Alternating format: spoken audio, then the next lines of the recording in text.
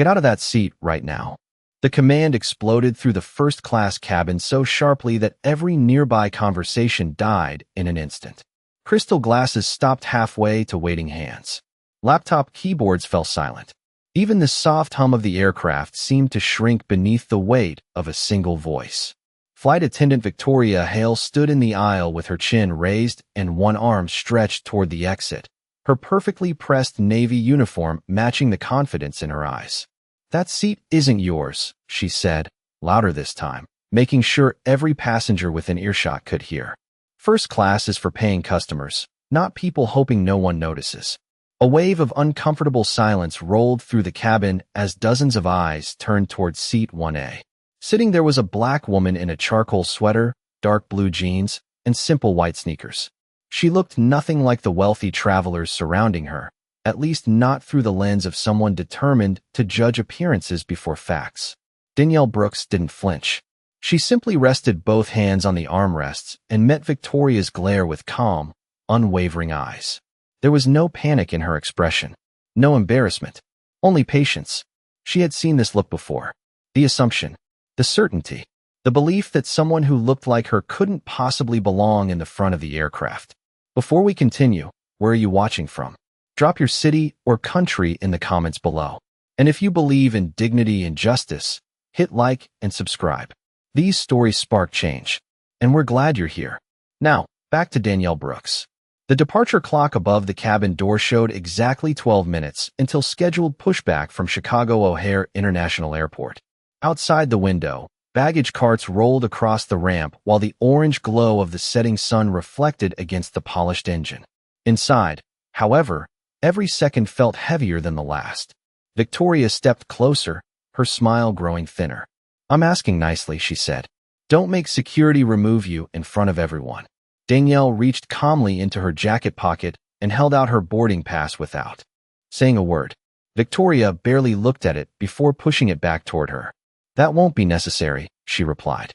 "We already know you're sitting in the wrong place." Across the aisle, an older businessman lowered his newspaper just enough to watch. A young couple exchanged uncertain glances. Farther back, someone quietly lifted a phone, sensing that something far bigger than a seating dispute was unfolding. Danielle finally spoke, her voice soft enough that people leaned forward to hear it. "Would you like to scan the boarding pass again?" Victoria laughed under her breath. "I don't need another scan. I know exactly what I'm looking at." Danielle nodded once, almost as if she had expected that answer before she ever stepped onto the aircraft. She looked out the window for a brief moment, watching a fuel truck pull away from the wing, then turned back toward Victoria with the same quiet composure. "No," Victoria declared, folding her arms. "You don't belong in seat 1A. And in a few minutes, everyone on this airplane is going to see why." Nobody in the cabin realized they were witnessing the first irreversible mistake that would keep the entire aircraft from leaving the ground. Danielle Brooks remained exactly where she was, her boarding pass still resting lightly between her fingers. There was something almost unsettling about her composure. Most passengers faced with public humiliation either argued or apologized. She did neither. She simply observed. She noticed every expression, every whisper, every hesitation that moved through the first-class cabin like invisible currents. That was why she had boarded this flight alone. No executive assistant. No security detail. No luxury luggage covered in recognizable designer logos. Just one small black carry-on tucked neatly into the overhead compartment above seat 1A. It was deliberate. For nearly 3 months, anonymous complaints had landed inside Meridian Crown Aviation's ethics office. Different cities, different crews, different flights. Yet every report described the same pattern. Passengers judged before their boarding passes were examined. Travelers questioned because of their clothes instead of their reservations. Quiet accusations disguised as company policy. Most of the complaints came from people who eventually accepted an apology voucher and moved on. Danielle did not want another report on her desk. She wanted the truth with her own eyes. She had purchased seat 1A under her real name nearly 3 weeks earlier. There were no aliases, no hidden reservations, no special executive protections. She wanted every employee to believe she was simply another traveler until they revealed who they truly were. Victoria had done exactly that within less than 2 minutes. Across the galley, a young flight attendant named Maya Reynolds stood frozen beside the beverage cart. She had been with the airline for only 8 months, still wearing the small silver trainee pin beneath her name badge. Her eyes drifted from Danielle to the handheld scanner clipped against her uniform. She remembered seeing the boarding pass flash green at the aircraft door. She remembered reading the name Brooks on the display before welcoming Danielle aboard. Nothing about the reservation had looked unusual. Nothing at all. Yet now Victoria was speaking with complete confidence, as though reality itself had changed. The businessman standing beside seat 2A adjusted his expensive suit jacket and smiled politely toward Victoria. Thomas Whitaker had already placed his leather briefcase beneath the empty seat across the aisle. He looked entirely comfortable waiting for someone else to move. Victoria nodded toward him. "Mr. Whitaker is one of our priority passengers. That seat needs to be available immediately." Danielle looked at the empty seat beside her before calmly asking, "Interesting. Was Mr. Whitaker assigned seat 1A when he checked in this afternoon?" Victoria's smile disappeared for the briefest moment. "That information is not your concern." Danielle tilted her head slightly. "I believe it became my concern when you asked me to surrender the seat I legally purchased." Several nearby passengers exchanged glances. The words had been spoken without anger, yet they landed with unmistakable weight. Maya quietly stepped toward the cabin computer mounted near the galley entrance. She hesitated before touching the screen. Her heartbeat quickened as the seating chart loaded. She blinked once, then twice. Seat 1A was occupied, but the passenger name that had been there minutes earlier was gone. The space where Danielle Brooks should have appeared was suddenly blank, as though the reservation had never existed. Maya stared at the screen, unable to understand what she was seeing. At that exact moment, Victoria turned around, noticed where Maya was looking, and her expression changed completely. Maya Reynolds felt her stomach tighten as she stared at the cabin display. She refreshed the seating chart once. Then again, the result did not change. Seat 1A remained occupied, but the passenger information had vanished as though someone had erased its seconds earlier. She knew what she had seen at the boarding door. The scanner had flashed green.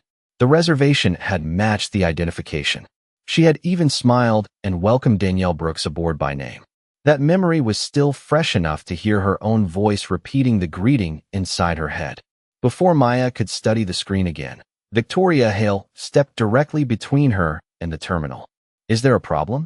Victoria asked with a smile that never reached her eyes. Maya hesitated. "I thought I saw another name assigned to seat 1A during boarding." Victoria folded her arms. "Then you remembered wrong." The answer came too quickly, too confidently. Maya lowered her gaze, but doubt continued growing inside her. Across the aisle, Thomas Whitaker stood patiently with his expensive leather coat draped over one arm. He glanced toward Danielle as though waiting for someone to finish delaying his afternoon. "Can we move this along?" he asked. "We are supposed to depart in a few minutes." Victoria nodded immediately. "Absolutely, Mr. Whitaker. We are resolving the issue now." Danielle watched the exchange without interrupting. Every word seemed to confirm something she had quietly expected before boarding. Several rows behind first class, passengers had begun whispering openly. One woman leaned toward her husband and quietly asked whether the airline had made a mistake. Another passenger looked at Danielle's boarding pass from across the aisle and frowned, unable to understand why someone holding a valid ticket was still being challenged. A young man near row 3 slowly lifted his phone, preparing to record.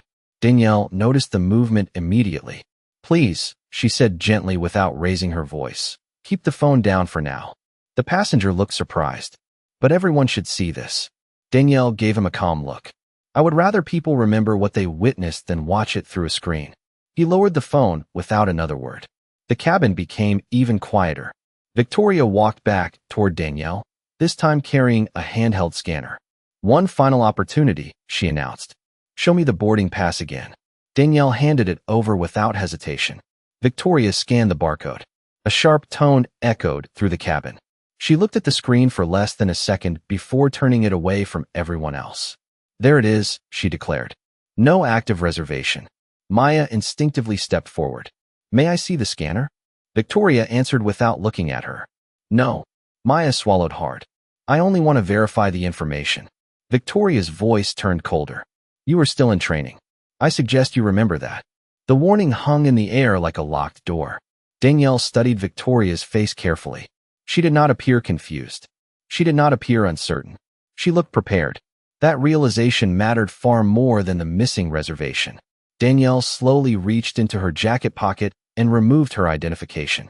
"Would you like to compare the name on my identification with the original boarding record?" she asked. Victoria never reached for it. Instead, she looked toward the front of the aircraft and pressed the interphone button mounted beside the galley. "Captain Cole," she said clearly enough for nearby passengers to hear, "I need you in first class immediately. We have a passenger attempting to occupy a seat that does not belong to her." Danielle slipped her identification back into her pocket without the slightest change in expression. The cockpit door unlocked, footsteps echoed down the aisle, and she quietly glanced once more toward the cabin display, already knowing that the next person to arrive was about to make the situation far worse. Captain Ethan Cole stepped out of the cockpit with the measured confidence of someone accustomed to settling disputes before they delayed a flight. Tall, composed, and dressed in a neatly pressed captain's uniform, he scanned the first-class cabin in seconds. His eyes moved from Victoria Hale to Thomas Whitaker, then finally rested on Danielle Brooks. "What seems to be the issue?" he asked. Victoria answered before anyone else could speak. "This passenger is refusing to leave seat 1A after repeated requests. The reservation cannot be verified, and the system no longer shows her assigned to this seat."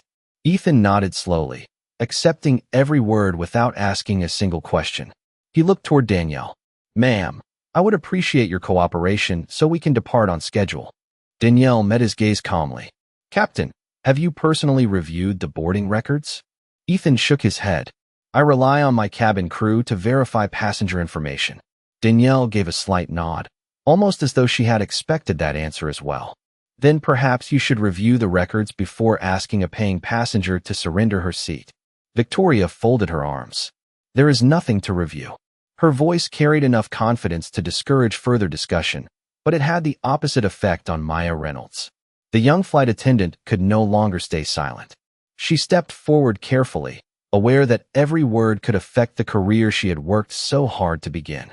"Captain," Maya said quietly, "I scanned her boarding pass myself at the aircraft door. It showed a valid reservation for seat 1A. Victoria turned so quickly that several passengers looked up in surprise. "Maya," her tone was calm, but the warning beneath it was unmistakable. "You are mistaken." Maya swallowed. "I do not think I am." The cabin seemed to freeze. Ethan glanced between the two flight attendants. For the first time, uncertainty crossed his face. Thomas Whitaker sighed impatiently. "Captain, we are wasting everyone's time.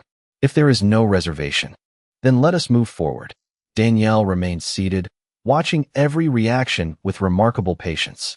She was not studying who agreed with her. She was studying who refused to ask the next obvious question.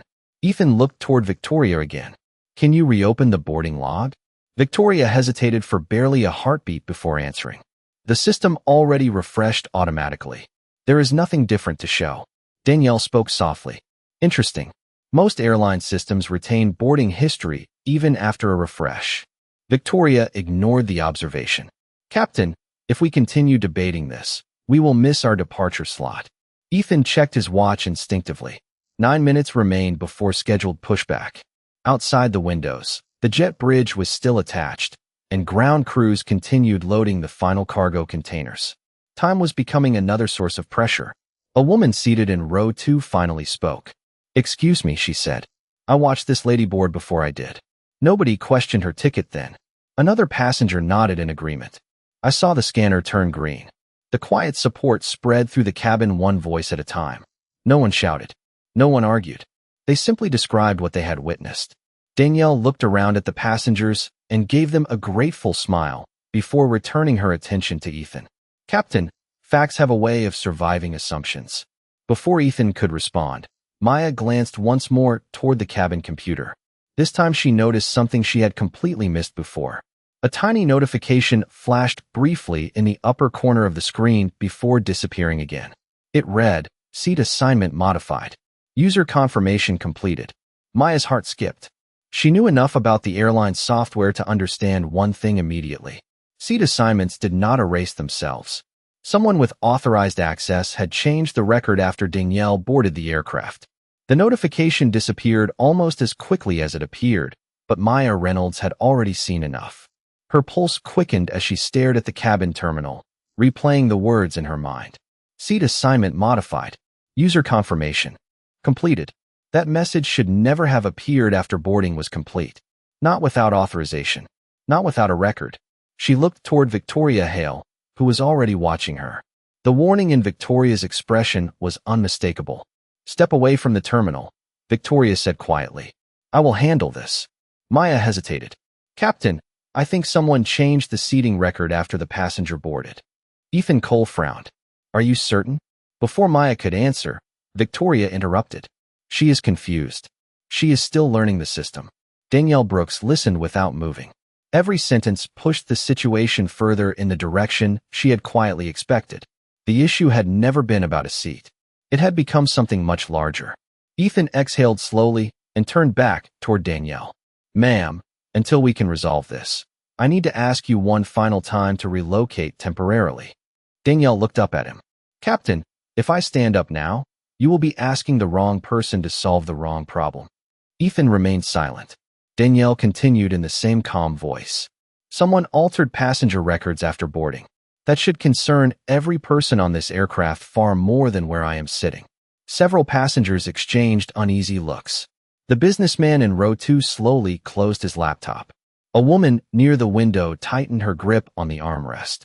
What had started as an awkward disagreement no longer felt like a customer service issue. It sounded like a question of trust. Victoria stepped closer, her patience fading. Enough. You are creating unnecessary disruption. Danielle met her eyes without raising her voice. Disruption began the moment someone decided facts were less important than assumptions. The words settled heavily over the cabin. No one answered. Outside, a ground crew member disconnected one of the service hoses beneath the wing. Departure preparations continued as though nothing unusual was happening inside the aircraft. Ethan glanced toward the cockpit, clearly aware that every passing minute increased operational pressure. Then Victoria made a decision. She reached for the paper boarding pass still resting in Danielle's hand. This document is no longer valid, she declared. Before Danielle released it, Victoria pulled it free and tore it neatly down the middle. A collective gasp moved through the first-class cabin. The sound was not loud, but it carried unmistakable disbelief. Danielle looked down briefly at the 2 pieces of paper before lifting her eyes again. Her expression did not change. If anything, it became even calmer. The torn boarding pass reminded her of another airport many years earlier. She had been 19 years old, standing alone with a backpack and a scholarship acceptance letter folded inside it. A gate agent had looked at her ticket, looked at her face, and quietly decided the ticket could not possibly belong to her. She remembered watching other passengers walk past while she waited for someone to believe she deserved to board. She remembered promising herself that if success ever found her, she would never allow dignity to depend on appearance. That promise had shaped every decision she made afterward. Now, decades later, she found herself facing the same assumption in a different airport, on a different day, wearing different clothes. Only one thing had changed. This time, she possessed the authority to expose it. Victoria pointed toward the open aircraft door. If you do not leave voluntarily, I will request airport security. Danielle slowly stood for the first time. The cabin instinctively fell silent. She reached into the inside pocket of her jacket, removed her phone, unlocked the screen, selected a single contact, and calmly said, Rachel, activate Crown Protocol 7. It is time. Rachel Monroe answered before the first ring could finish. I am here. Danielle never raised her voice. Activate Crown Protocol 7. There was no surprise on the other end of the line. Only immediate precision. Confirmed, Rachel replied. Protocol 7 is now active. All flight data is being preserved. Boarding records are locked. Cabin access logs are downloading. System modifications are being copied to the secure audit server. Danielle nodded once. Thank you.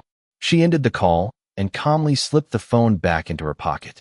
Victoria let out a short laugh. Do you honestly believe a phone call changes anything? Danielle looked at her without emotion. No. Evidence does. Ethan glanced between them, clearly unsure what to make of the conversation. Ma'am, who exactly is Rachel? Danielle answered simply. Someone whose job is to make certain facts survive long after opinions disappear. Victoria rolled her eyes. Captain, we cannot keep delaying this flight because someone wants to play games. Almost on cue, a sharp electronic tone echoed from the cockpit. Ethan instinctively turned toward the open flight deck. Another tone followed, louder this time. One of the cockpit displays flashed a bright amber notification. He excused himself and stepped inside. Victoria folded her arms with obvious impatience. It is probably a routine system message. But less than 20 seconds later, Ethan returned, and the confidence that had been on his face only moments earlier was gone. That is unusual, he murmured. Victoria frowned. What happened? Ethan looked toward her before answering. Our departure authorization has been suspended.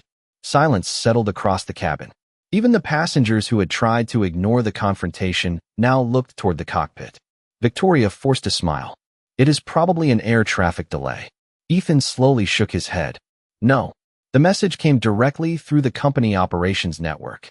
He read the notification again, as if hoping the words would change. Aircraft movement temporarily restricted pending executive compliance review. Victoria blinked. Executive compliance review? Ethan repeated the phrase quietly, still trying to understand it himself. Outside the aircraft, the first sign of change appeared. The ground crew that had been preparing for pushback suddenly stopped moving. One employee checked a handheld device before speaking into a radio. Another walked back toward the nose of the aircraft instead of disconnecting the final equipment. Through the windows, passengers watched the activity begin to reverse. Danielle remained standing beside seat 1A with the same calm posture she had maintained since boarding. She said nothing. She did not need to. The aircraft itself had begun answering questions that no one inside could yet explain. Maya cautiously approached the cabin terminal again. This time the screen displayed a red banner stretching across the top. Administrative lock enabled. Editing functions disabled. Her eyes widened. Captain, she whispered. Nobody can change the passenger records anymore. Ethan walked over and saw the message himself. Before he could respond, another notification appeared beneath it. Complete audit trail recovered. Unauthorized seat modification detected. Victoria's face lost its color for the first time. That cannot be right, she said quickly.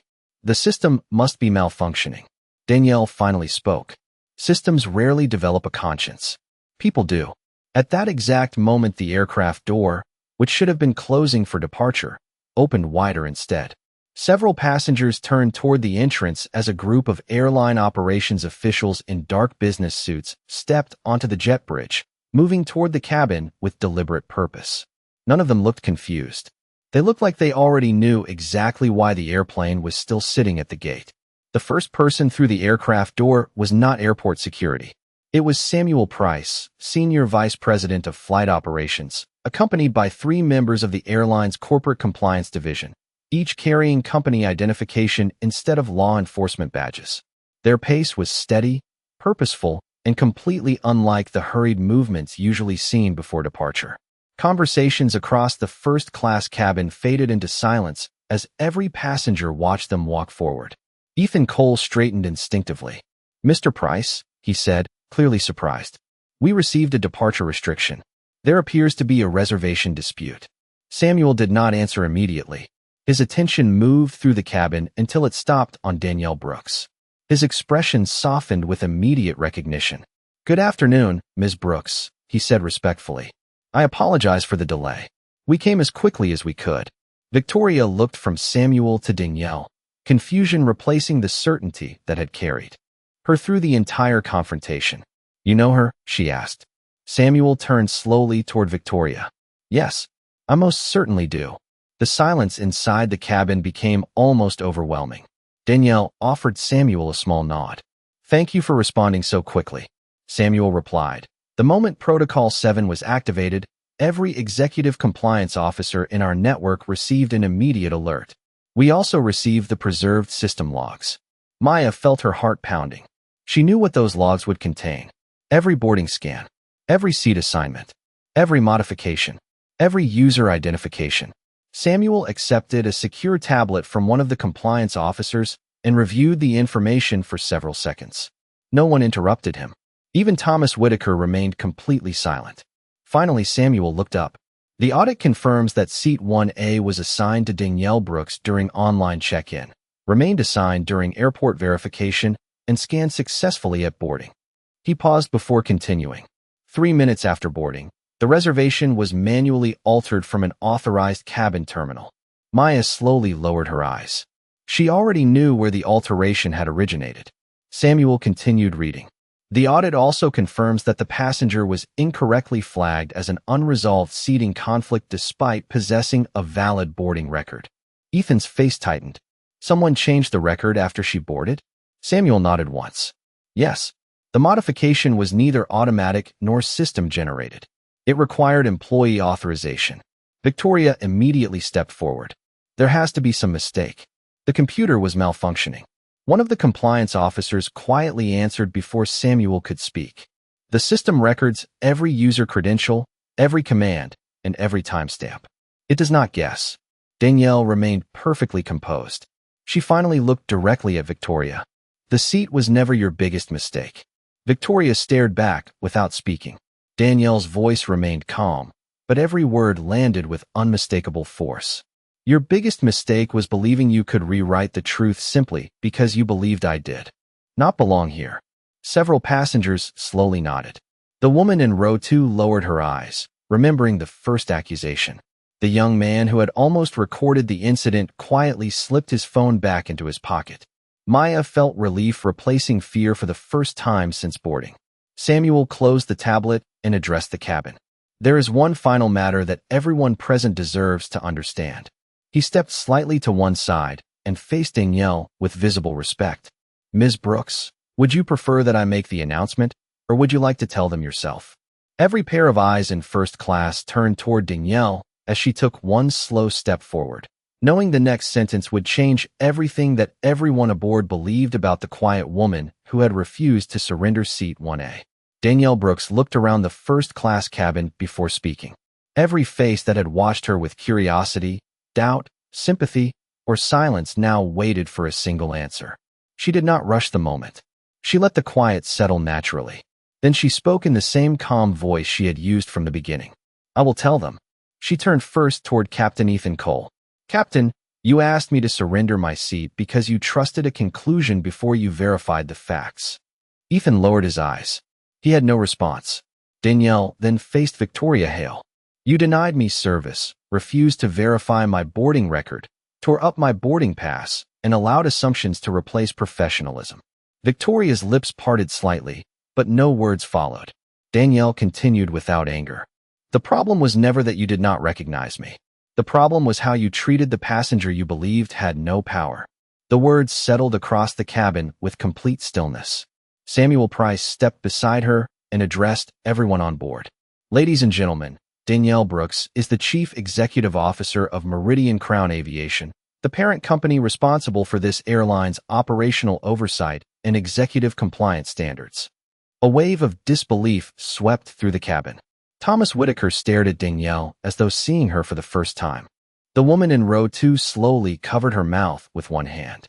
Maya Reynolds closed her eyes briefly, relief washing over her after nearly an hour of uncertainty. Victoria's confidence disappeared completely. She took one slow step backward.